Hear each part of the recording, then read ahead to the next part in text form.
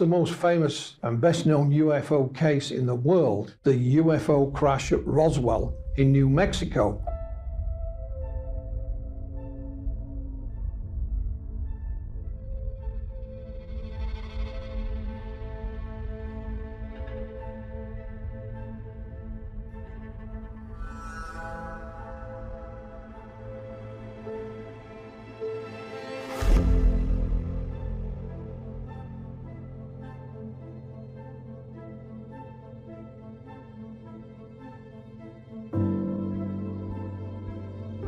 In 1993, a letter crossed my desk from a gentleman called Ray Santilli that would change things forever.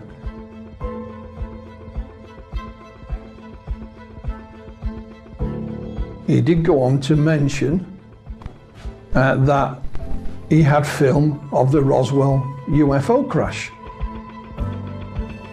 Not only did he have some film footage of Roswell, but the actual aliens themselves being dissected, an alien autopsy.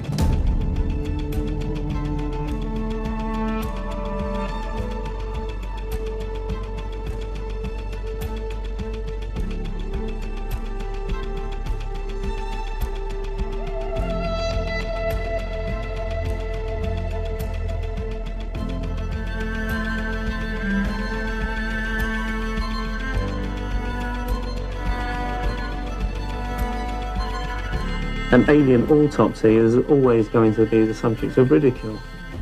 Who's going to believe that an alien autopsy is an alien autopsy? It's just a ridiculous subject.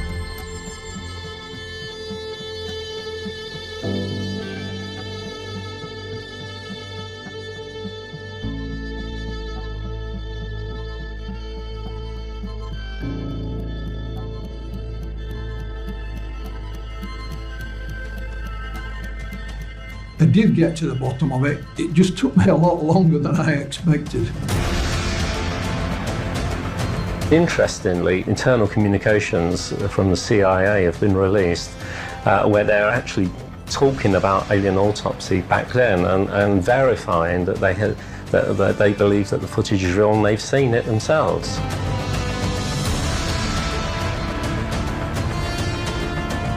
Perhaps in the desert of Roswell, New Mexico, in 1947, we had first contact with beings not of this earth.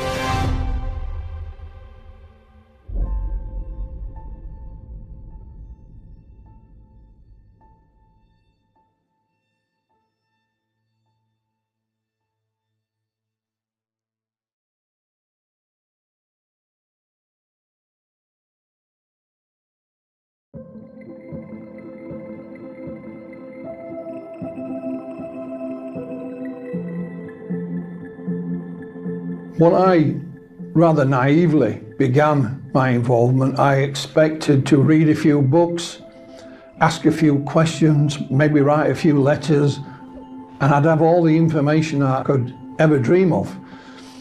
I've certainly found some of those answers down the years, but by no means have I found them all.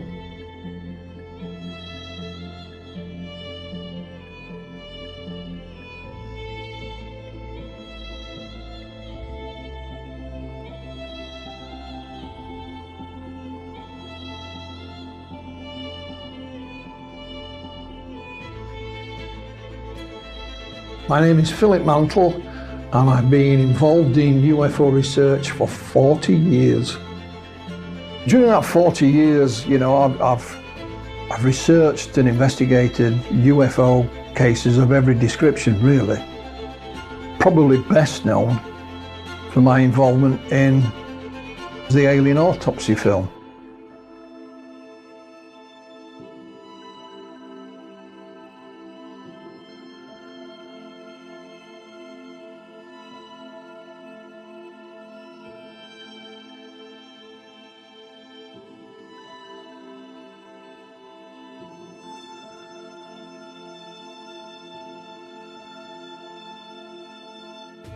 Headline edition, July 8, 1947.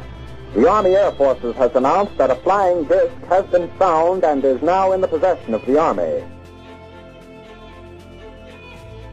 town of Roswell was in the middle of the desert in New Mexico, and its main employer was the Roswell Army Air Force Base that was nearby.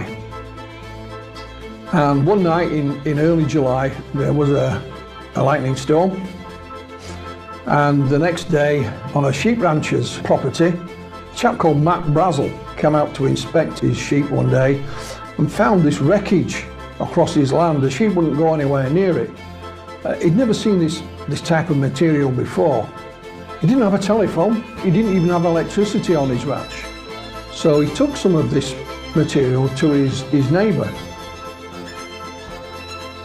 a lady by the name of Loretta Proctor at a nearby ranch. And she advised him to take it into the town. She said it might be something to do with the military. So he waited a few days until he had to go into town for something, and he gathered some of this material up and took it to the sheriff. And that was Sheriff George Wilcox.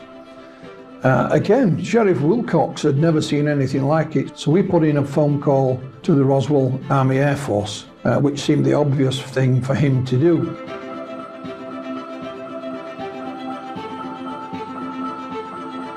I was called to headquarters, was given copies of a press release which stated in essence that we had in our possession a flying disc. I was told to hand deliver to the 4 news media we had in town at that time, 2 radio stations and 2 newspapers.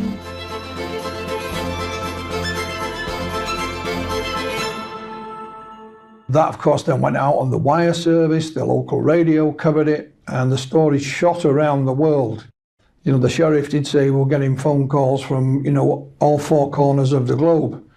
So that's how we got to know about it, not through any unofficial statement, but from an official press release.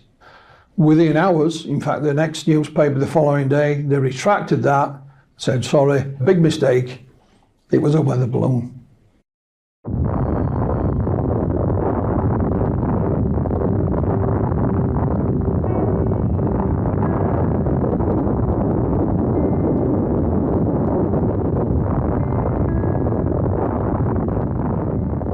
The Roswell Army Air Force housed what is known as the 509th Bomb Group, and they were the only atomic bomb wing in the world.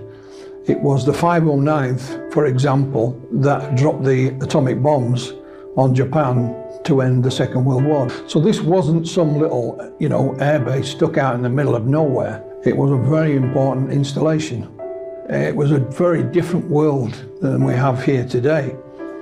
There was very real fear that the US and the Soviet Union were heading for war, and that war would be a nuclear war. So there was still a great respect for officialdom, certainly in the military.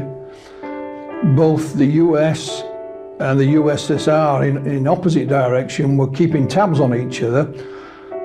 We know that the atomic bomb was designed and invented in the United States. However, the secrets were leaked to the Soviets, so they did have atomic bombs, and the US were keeping a close eye on them the best they could. So tensions were very real in 1947, and there were many that suspected that you know, war could well be imminent.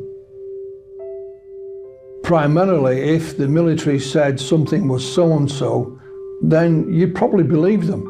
A lot of people in the town may have even served in the military at one point. The town depended on the airbase for its living during those days. It certainly did have an effect.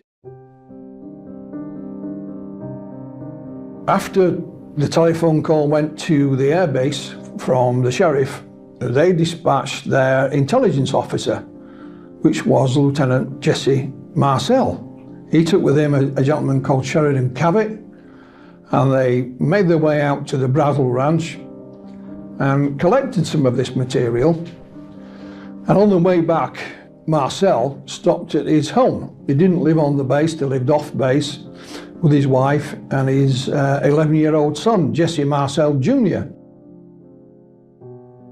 When he came in, he was very excited. He woke my mother and myself up at must have been 1 or 2 o'clock in the morning, and he wanted us to see what he was bringing in from the field.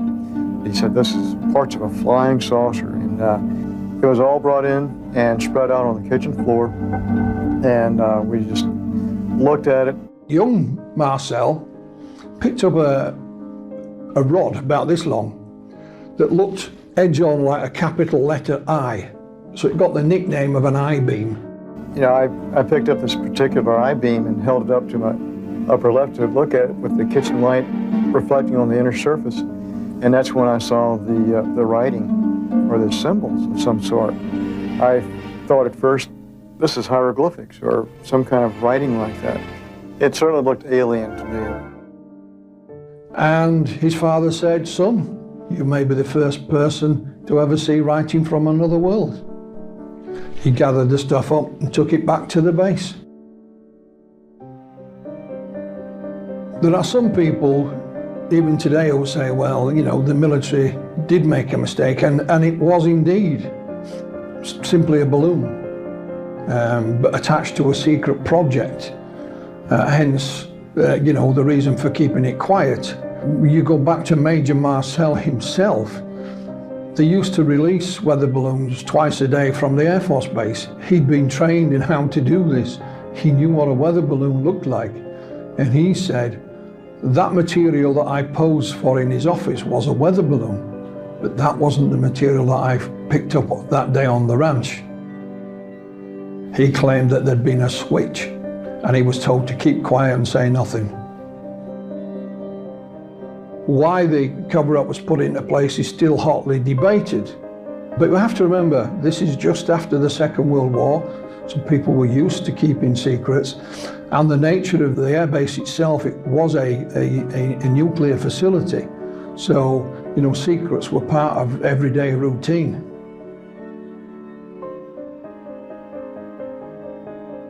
I sincerely believe we had the crash of something from outer space, because we still don't have materials that compare with the descriptions I've gotten of the material that was picked up out on the ranch and brought into town. He couldn't figure this out. There were some other bits and pieces, the likes of which he'd never seen before. This was the puzzling thing. They had seen weather balloons and things of that nature, but nothing like this at all. I think at last count, I had spoken to around 4 dozen people who handled various aspects of the debris. The most dramatic is the foil-like material that you could wad up in a ball and let it go and it would unfold itself. Matt Brazel, like Sheriff Wilcox and others, claimed that some of this material was almost looked like tin foil.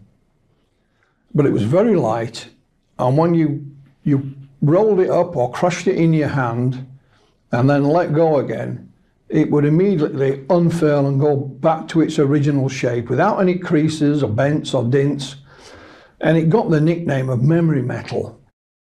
They tried to burn it and they couldn't burn it.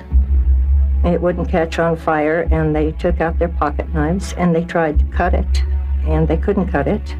I guess they all had their chance to play with it for a while, and it was laying on the table, so I reached over and picked it up. And I played for it probably about 5 minutes. When you would wad it up in your hand, you couldn't feel it in your hand. You couldn't feel you had anything there. And it would go to a size that was so small that you'd have to look to see if it was still in your hand. And then when you drop it, it spread out all over the table. Daddy came in so excited, and he said what they saw was not from this world. There were 2 bodies that were laying on the ground outside of this craft, and that there was one, what he called little person. And he said there's one little person that was walking around, and he said they were still alive. And he said that the other 2 were dead, and that this one that was alive was very sad. My dad would not have gotten excited over a weather balloon. He was not easily excitable. And this is the most thrilled I'd ever seen him in my life. He thought that was the most fantastic thing in the world. When you go back to Roswell and look at the various eyewitnesses, not many of them stepped forward at that time in 1947, simply because there was no avenue for them to do so. It wasn't until some years later, when in the late 1970s, nuclear physicist and UFO researcher Stanton Friedman met Colonel Marcel. He was in retirement now, and he was introduced to him by a TV station who knew about his story. Then the word got out. Roswell became news. He was featured in television and newspapers and so on. And it's only when that happened then other people who were there at the time stepped forward. Some went on the record, others, in confidence. Some were also found by UFO researchers. They'd look who was serving in the military at the airbase at that time and were able to track them down and find them. So many of the airmen and civilian witnesses as well went on the record. So the investigation to Roswell started in earnest in the late 1970s, and it's still ongoing even today. There's been lots of first-hand witnesses from the military go on the record. Even young Marcel himself, he became a doctor, a medical doctor, and a flight surgeon, served in the military himself. He's gone on the record, wrote his own book about it, spoke at conferences. Sadly, he's no longer with us. So a lot of the people who were there, either first or second hand, stepped forward. There is this threatening aspect of the Roswell story, but again, we have to remember it was a different era and a different time. So there were those, certainly in the military, if they were told to keep quiet, then they would do exactly that. That was their duty, and that's the way they were trained, and that's the way that they acted. A number of the military witnesses didn't go on the record for a long time, perhaps when they were in the twilight of their own life. And they thought, well, if I don't say something now, then I'll never have the opportunity. And that seems to be the case on a number of occasions. The best evidence we have from a number of eyewitness sources is that the craft and the bodies were brought to Hangar 84 on the Roswell Army Airfield and stored overnight before transport. What we understand from the eyewitness testimony is the bodies were sealed in a large wooden crate kept at the center of the hangar. It's absolutely brilliant what they did. They announced they have a flying saucer, but they've already captured it. They've already got it. There's nothing to see, so nobody goes out looking for the thing. Then they shift everything to Fort Worth. The higher headquarters says, no, those guys made a mistake. It was just a weather balloon. One of the sinister things about the Roswell affair is that there are claims that the military not only ordered the people under their command to stay quiet, but also civilian witnesses. The press can't find Jesse Marcel because he's in Fort Worth and he's been silenced. When he came back from Carswell, after flying the debris, he did tell me not to talk about this, told my mother not to talk about this. This is a non-event. Play like it never happened. Don't even talk about this with your friends, which I didn't. And years later, he confided that he was actually part of the cover-up because he went along with the Air Force explanation, even though he knew full well that that was not true. There's corroborative testimony that suggests somebody was putting pressure on people to silence them, and they used what means were necessary to keep those people silent. With some of the civilians, they were told that if you ever talk about it, you will be killed. For example, there's a lady by the name of Frankie Rowe. Her father was a firefighter. It's claimed that they were dispatched to the event, and he managed to somehow acquire a piece of this memory metal and show it to her. She was his daughter. Shortly afterwards, they were visited by members of the military with a stern warning, and I mean a very stern warning, that keep quiet about this and say nothing. Bullets are cheap, so to speak. I said, yes, I did handle it. And he started emphasizing, no, you didn't. Well, my mother was pretty strict, and we didn't lie. So I'm insistent that yes, I saw it, yes, I held it, And he got mad, and he got louder. And he had one of those, looks like a small baseball bat that hooks on the side of your belt, and he took that out, and he's holding it, and he starts beating his hand. Every time he said something, he would hit that on his hand. And he would say, I want you to understand, you were never there. You did not see anything. You did not hear a conversation. And he said, if you can't understand this, there are things that we can do. He said, we could take you out here in the middle of this desert. He said, this is a big desert here. He said, no one will ever find your bodies, ever. No one will ever know what happened to you. He said, the only way I'm going to let you stay around or live is if you promise you'll never talk about this the rest of your life. So I told him I wouldn't. And that was a reoccurring theme every now and again, both with civilian and military witnesses.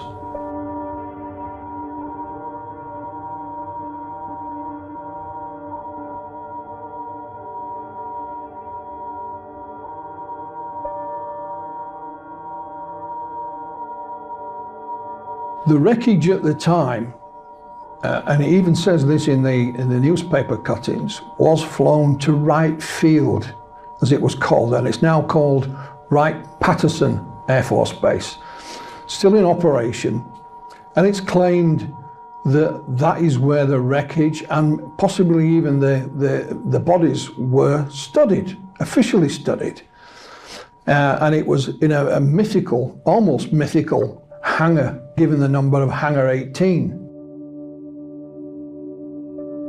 There are those that claim that when the wreckage was studied at Wright-Patterson Air Force Base, it was drip-fed secretly into civilian research programs, and that it may have helped the technology for the space race, for example. Good Lord, right all the way. Keep Godspeed, John Glenn.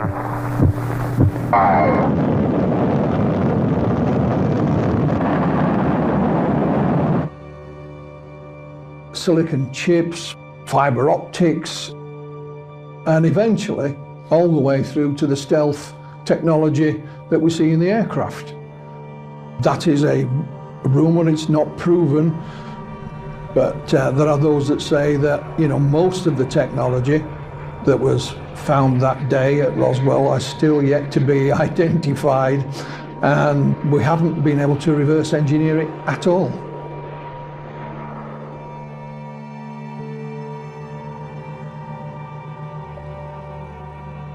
The story got a new lease of life, certainly in the 1980s.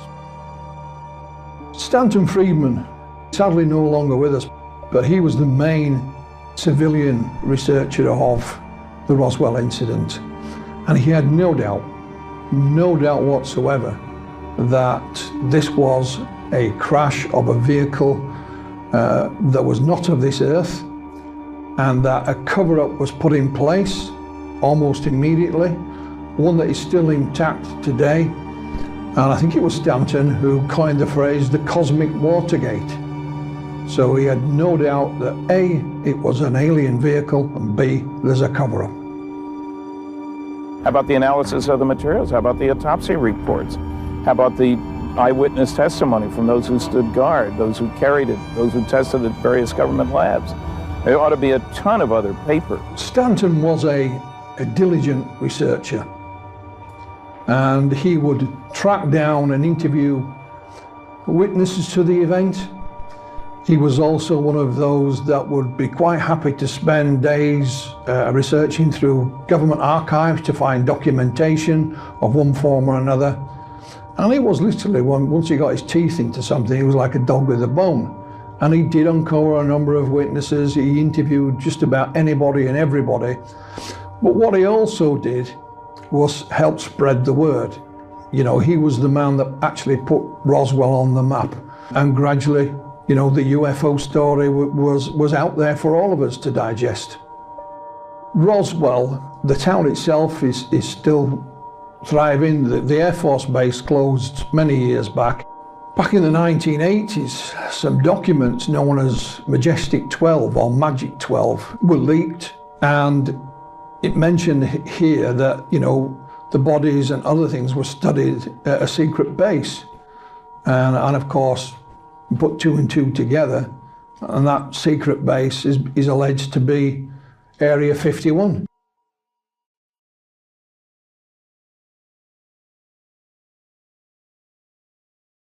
I was the press officer for the British UFO Research Association. And in 1993, a letter crossed my desk that would change things forever.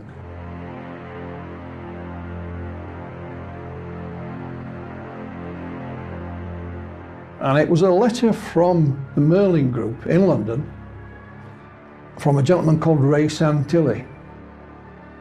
After the initial letter, we corresponded some more, and I spoke to Ray Santilli on the telephone. It was quite apparent he knew very little about the UFO subject. So I arranged to meet Ray Santilli in London, obviously a businessman. Music was his main area of business. He obviously knew about that. However, he did go on to mention that he had film of the Roswell UFO crash. Not only did he have some film footage of Roswell, but the actual aliens themselves being dissected, an alien autopsy.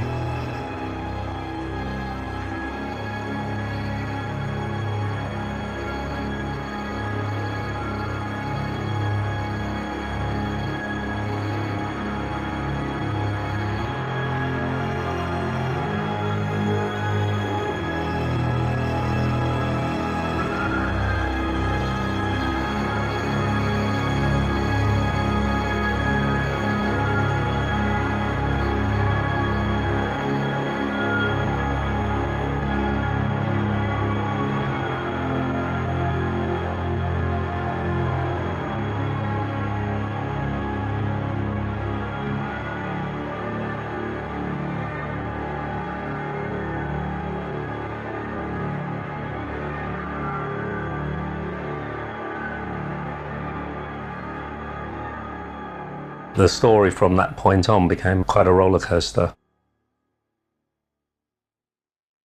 At the time, you know, I didn't look upon it as being anything other than just a film. You have to ask yourself, okay, we have a film. What could it be? First of all, could it be a hoax?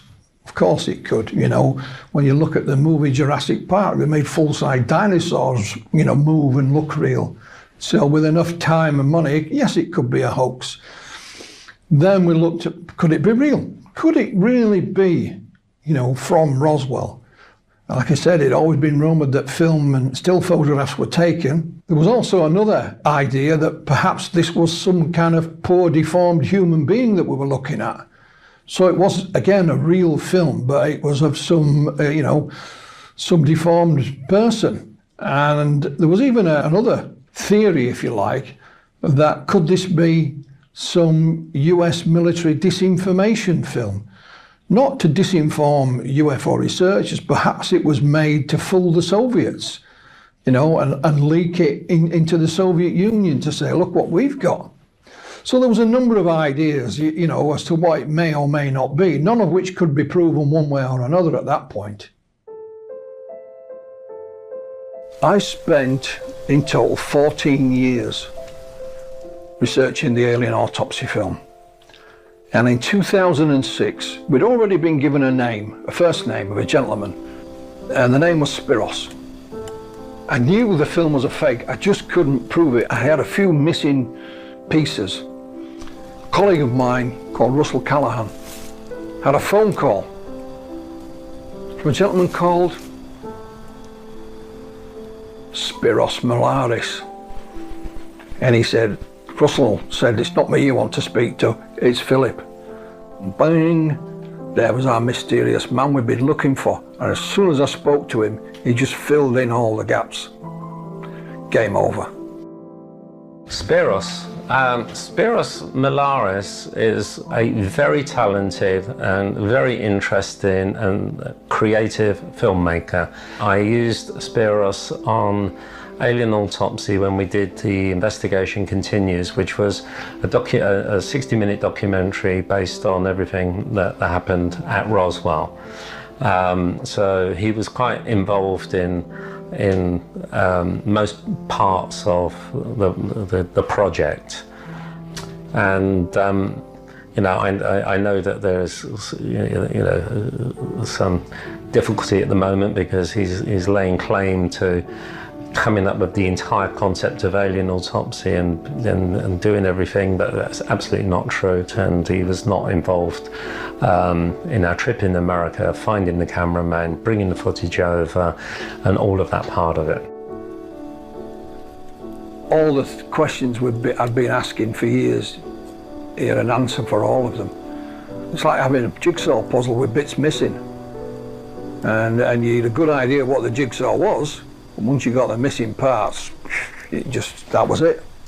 Finished.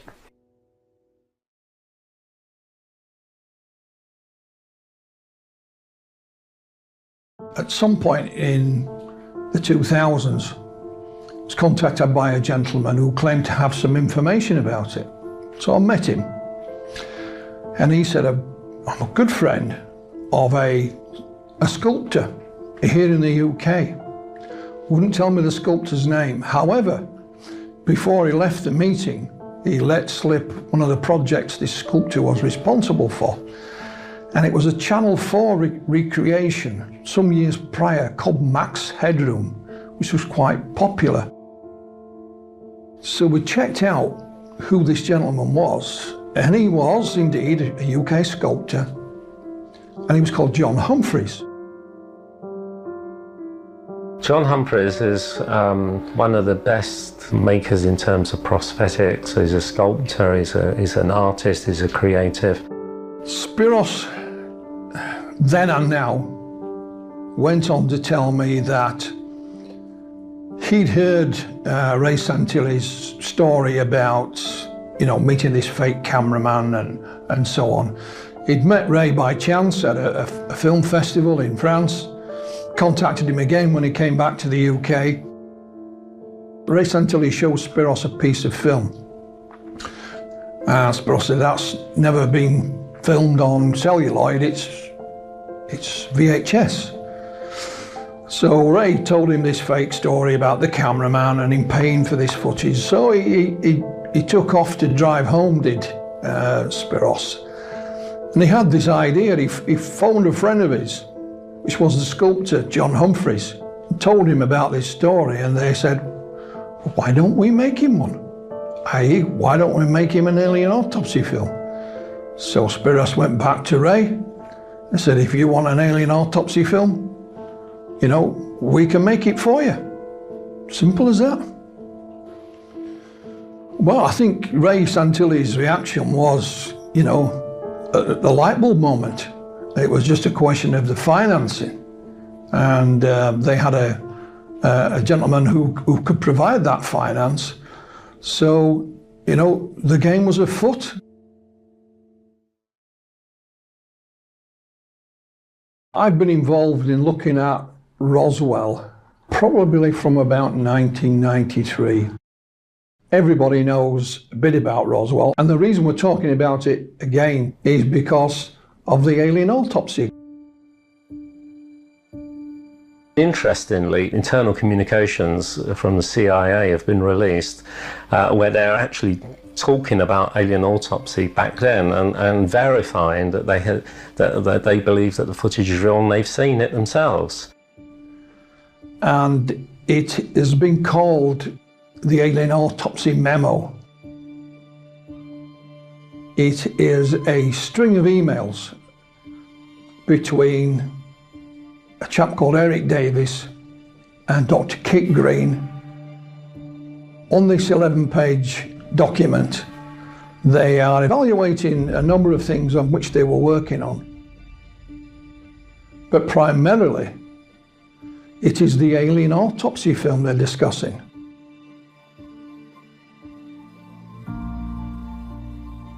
It's addressed to US billionaire Bob Bigelow, who used to run an organization called the National Institute for Discovery Science, NIDS, and he employed a number of scientists to study UFOs. One of those scientists is Dr. Kit Green. Kit Green formerly worked for the CIA. This email list is clarifying statements made by Kit Green concerning the alien autopsy film. It's dated 2001. Without going into too great a detail, he came to the conclusion, as did the others copied in on these emails, that the alien autopsy film, in his opinion, was real, and that he'd seen exactly the same type of film at a briefing at the Pentagon back in 1987/88. And it's caused quite an uproar yet again.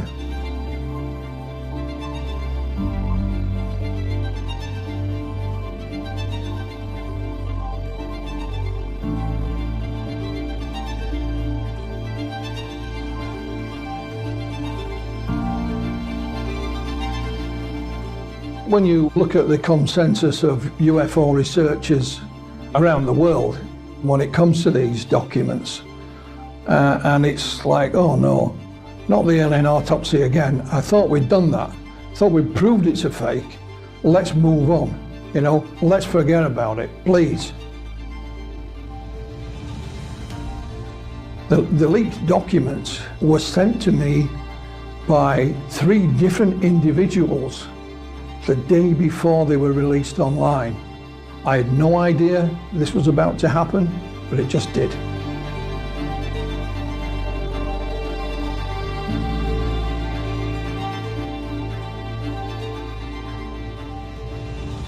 It is believed it has come from an archive of a well-known gentleman who had passed away. I'll not mention his name because it's not yet been verified. But it seems plausible enough. He was involved in UFO research. He's an extremely well-known gentleman, if I mention his name. Okay, Houston, the computer's yours.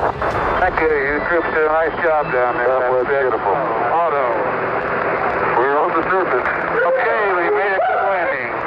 Roger, enter. 4 minutes later, he was joined by Ed Mitchell. The whole front is a long one.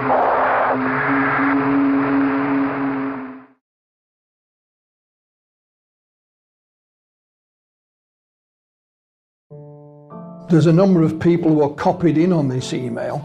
And one of those who was copied in, I emailed them and asked them if the documents in question were authentic.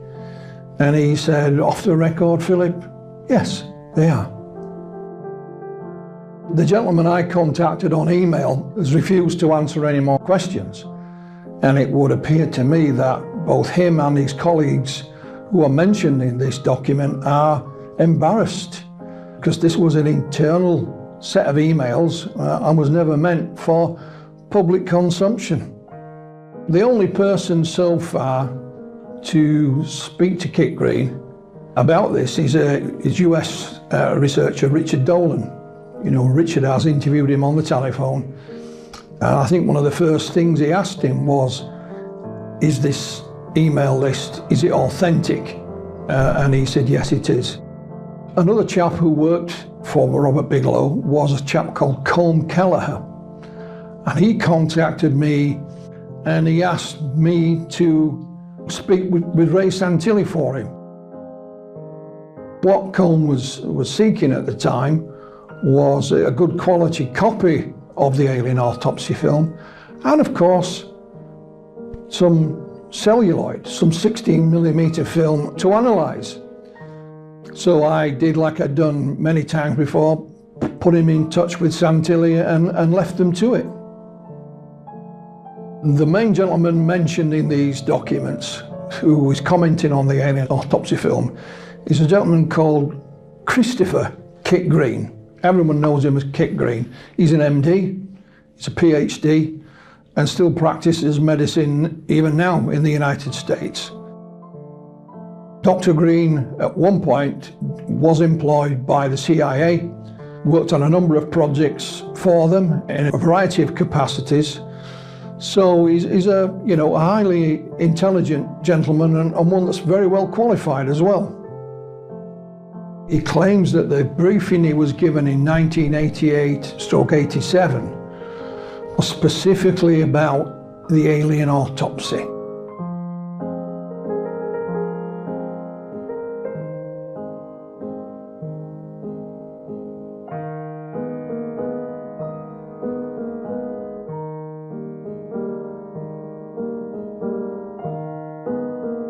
I think the main reason when you look at these documents is why they would want Kit Green to evaluate the alien autopsy film. There are two reasons. One is that in 1988/87, Kit Green himself says he was taken to the Pentagon and briefed and shown films that looked exactly the same as the alien autopsy film. But also, he's an MD, he's a medical doctor.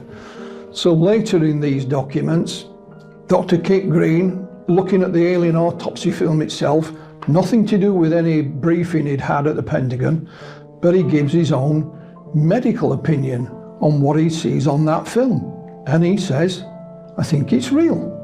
It's a genuine article.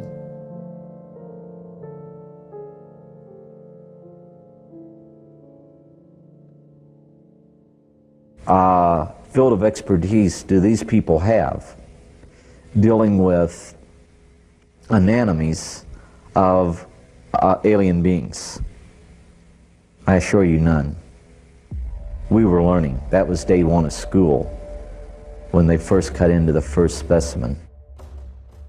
One time there was a requirement for our OIC to go to Fort Belvoir, Virginia.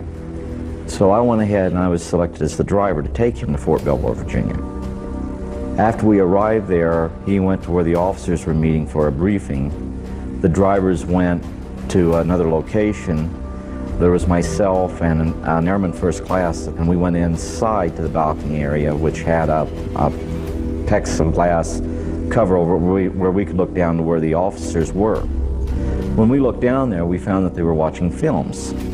We were watching thinking, well, it has to be some type of science fiction movies that they're watching where they're splicing them together like trailers at an end of a movie. We couldn't figure out what type of movies they were. So while we were talking amongst ourselves, we looked around, we had two gentlemen come in and told us we were to follow them.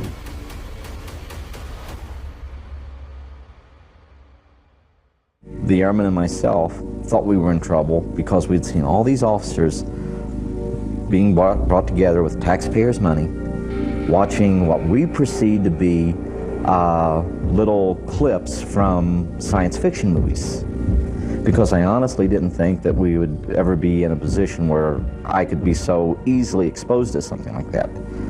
However, after 4 days and 5 nights of that, I went ahead and finally convinced them that I wouldn't be discussing this situation. The interesting thing I found out when I first saw the films of the dissection, the word that I used to describe what I saw was haunting, and it had a special significance to me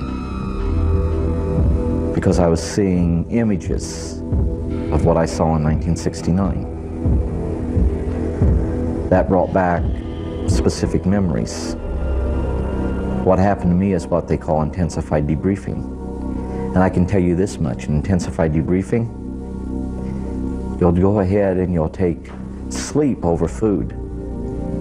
You'll get water, because see, it's important you have water, or you'll die. They'll provide you with food, but you slept in spurts. You'd go and lay your head down on the pillow. You'd go into what they'd call a deep sleep. That's about 3 to 5 minutes, and you'd be woken up and you'd be taken back, put under the lamps again for more intensified debriefing. And what they'd do, they knew that you were wondering what was going to happen to you. So it had an effect on you. And That's about the gist of it. Forgive me.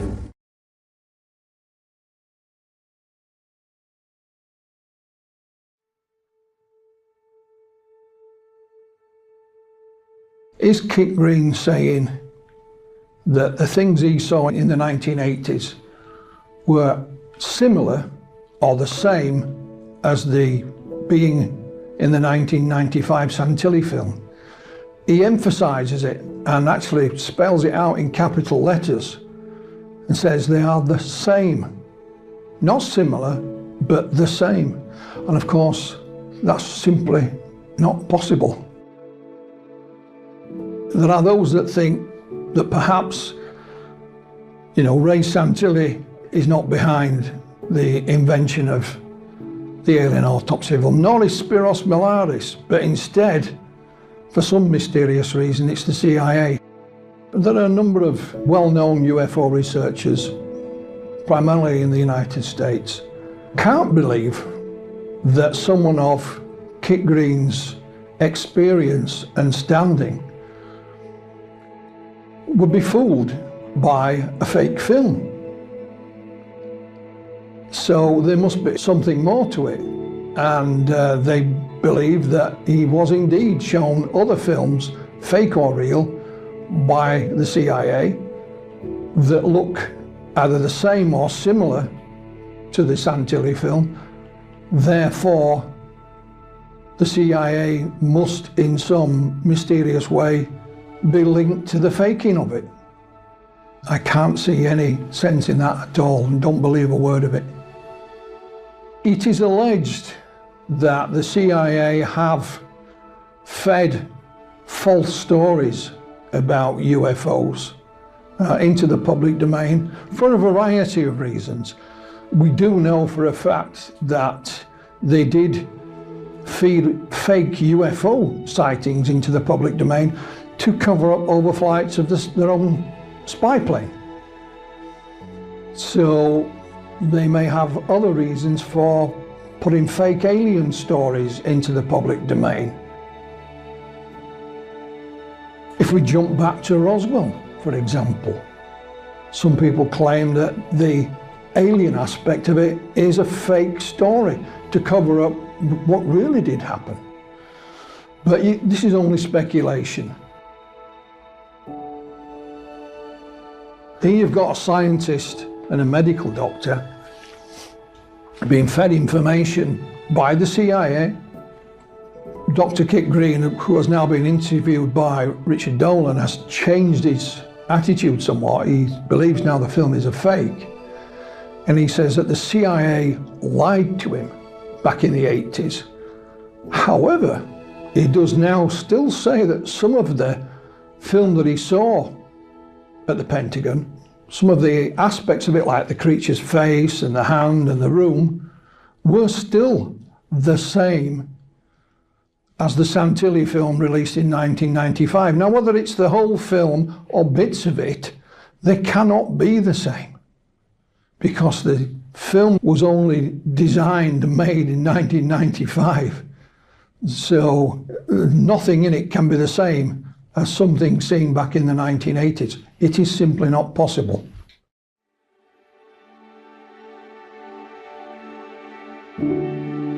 When Kit Green does his evaluation, he notices a few small mistakes in the medical procedure, but then he has an explanation of why these mistakes may have been made, because it was back in 1947. They didn't do things the same then as they do now. And so it was the military, and they had different ways of doing things. He speculates that if any tissue samples were taken, they would go to the Walter Reed Institution, which of course is based at Wright-Patterson Air Force Base, which we have mentioned before, and its links with UFO research. Although he's only speculating. He doesn't know this for sure. It's just pure speculation at that point. When you look at Dr. Kit Green's evaluation of the alien autopsy film, he doesn't get anything right. And you think to yourself, is he looking at the same film as me? because he mentions various medical items in it which you can't see. You know, they're just not there. So it does make you wonder how he's come to these conclusions. I've tried to get in touch with Mr. Green to ask him a few questions. The first one I would ask is, how did a man of your reputation and experience come to be fooled by this fake film? That would be my first question. But unfortunately, I've not had that chance yet.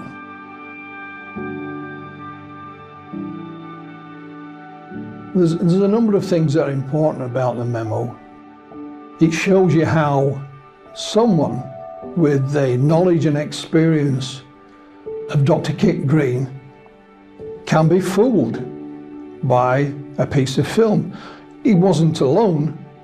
At the time when the film was released around the world, there were a number of physicians who went on the record saying it looks pretty authentic as far as the medical procedure is concerned. However, they wouldn't comment on what the creature on the slab was. He's gone that one step further. So it just shows you the impact that this film had, not just when it was released, but, you know, down the decades, and still does continue to have such an impact. I think the biggest revelation is that just when you think you've heard everything there is to hear about the alien autopsy film, and I have a huge archive of material on it, that something else appears and brings it back into the public domain again, and the argument starts from scratch. It was almost as if the 14 years I spent investigating it had been a complete waste of time.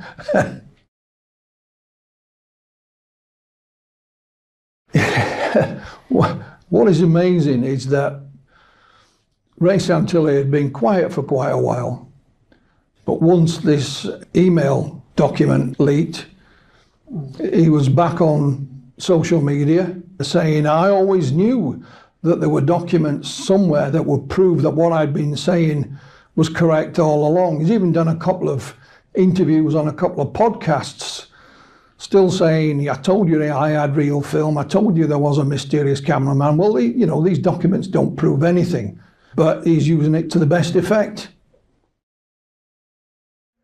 The Army Air Forces has announced that a flying disc has been found and is now in the possession of the Army. Army officers say the missile, found sometime last week, has been inspected at Roswell, New Mexico, and sent to Wright Field, Ohio, for further inspection. It's the one case that will not die. It is claimed that not only a UFO crashed, but there were dead alien bodies. It's rumoured that perhaps one of those creatures on board did survive for a short period of time. It's the case that will not die. It is shrouded in mystery. And even now, all those that were at Roswell or saw something around the time have all passed away. However, information still comes to light.